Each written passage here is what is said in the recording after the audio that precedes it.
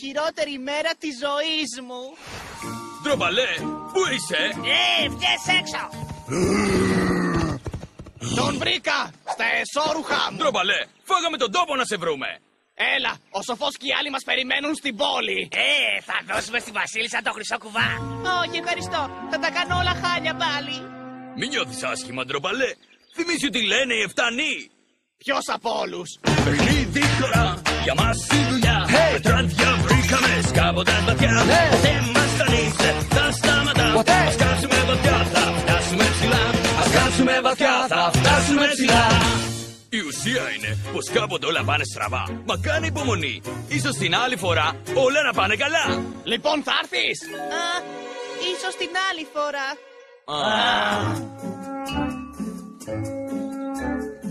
Τετραπλό ούψ.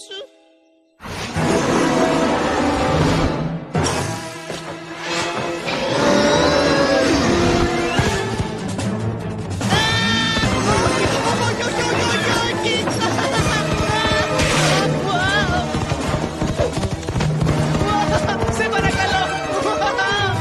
Σε παρακαλώ, πρόσεχε. Πρόσεχε, πρόσεχε.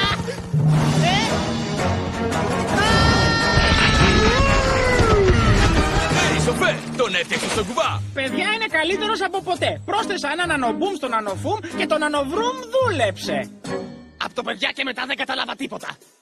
Πού είναι ο ντροπαλός? Ήθελε να ράξει το αγρόκτημα. Άκουσε, σημαίνει stop. Αν δεν το κατάλαβες, ξέρεις, σταμάτα το τρέξιμο, παρακαλώ. Αυτή είναι η τελευταία βόλτα μου με το να πέσω και κατάπτυστο κουβά. Κανείς δεν χαίρεται πιο πολύ από μένα, γλυκό μου βάρος.